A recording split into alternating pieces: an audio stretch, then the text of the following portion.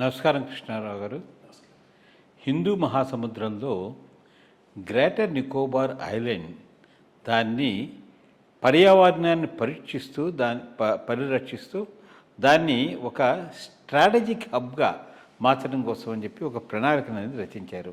అంటే ఏమిటి, అక్కడ పెద్ద కంటైనర్స్ దీనికి చేయడానికి కోసమని ఒక గ్రీన్ఫీల్డ్ ప్రాజెక్ట్ ఒకటి డెవలప్ చేయడము, తర్వాత అట్లాగే ఒక మంచి ఎయిర్పోర్ట్ని అరేంజ్ చేయడము, అట్లాగే అక్కడ వాతావరణంలో సమతుల్యం చేయడానికి కావాల్సిన చర్యలు తీసుకోవడంతో ఒక 2047 దాకా 3 స్టేజెస్గా డివైడ్ చేసి గవర్నమెంట్ ఇది చేస్తుంది. ఇది ఐ థింక్ ఒక విధంగా చూస్తే very important decision of making an investment in the Indian territory అని అనిపిస్తుంది. దీని మీద మీ యొక్క అభిప్రాయం?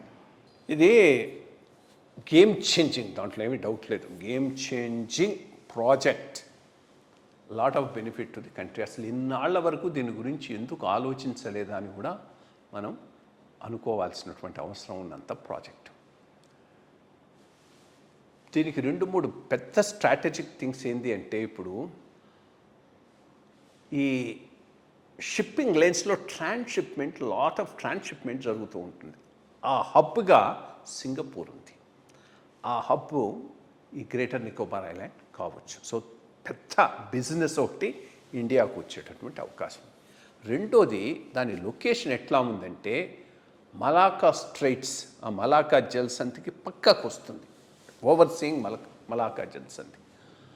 మొత్తం చైనాకు పోవాల్సినటువంటి ట్రేడ్ అంతా ఆ మలాకా జలసంధి ద్వారానే పోతుంది. ఇటు నుంచి పర్షియన్ గల్ఫ్ నుంచి కానీ, యూరోప్ నుంచి కానీ, అమెరికా నుంచి కానీ వచ్చేటప్పుడు.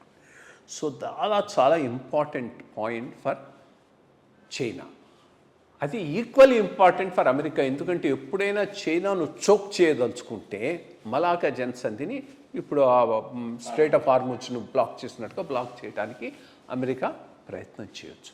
బట్ అప్పుడు మనకు అక్కడ ఓ ప్రెసెన్స్ ఉంటే స్ట్రాటజిక్గా చాలా అడ్వాంటేజ్ ఉండేటటువంటి అవకాశం ఉన్నది. సో ఇవన్నీ దృష్టిలో పెట్టుకొని ఇది చాలా ఇంపార్టెంట్ ప్రాజెక్టు. దీన్ని గవర్నమెంట్ ఆఫ్ ఇండియా ముందుకు తీసుకుపోతుంది. సరే, ఎప్పుడు ఉంది ఇది? పర్యావరణం వర్సెస్ అభివృద్ధి. ఈ ప్రాబ్లం అయితే తప్పకుండా చాలా pristine forest. How do we deal with them? ఇది మేజర్ ఇష్యూ. కానీ దీని గురించి ప్రశ్న వేసే వాళ్లకు కౌంటర్ ప్రశ్న ఏంది అంటే, సింగపూర్ ఎట్లా డెవలప్ అయింది? అదంతా ప్రిస్టీన్ బయోడైవర్సిటీ ఉన్న రెయిన్ ఫారెస్ట్ ఏరియా. మరి ఈరోజు అది పెద్ద థ్రైవింగ్ కమర్షియల్ హబ్. అదంతా డెస్ట్రాయ్ కానింది, అది డెవలప్ కాలేదు కదా. రెయిన్ ఫారెస్ట్ను లెఫ్ట్ రైట్ సెంటర్ కొట్టేస్తున్నారు. బ్రెజిల్లోనూ మలేషియాలోనూ. ఎవడైనా అడగలుగుతున్నాడా? స్కాట్లాండ్లో హ్యూజ్ ఫారెస్ట్ ఉండేది, అంతా నేలమట్టం చేశారు. ఇవన్నీ వదిలేసి ఒక major important project India concentrate చేస్తూ ఉంటే ఎన్విరాన్మెంట్ ఇష్యూని తీసుకురావటం ఏముంది?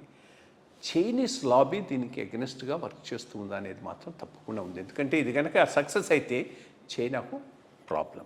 సో వీళ్ళందరూ ఇప్పుడు మరి రాజీవ్ గాంధీ ఎందుకు ఈ ఇష్యూ మీద ఓవరాల్ కాన్సెన్సస్ ఉండాల్సిన చోట రాహుల్ గాంధీ దాన్ని ఇష్యూ చేయడం అయితే నాకు అర్థం కూడా కావట్లేదు. చాలా మేజర్ ప్రాజెక్టు.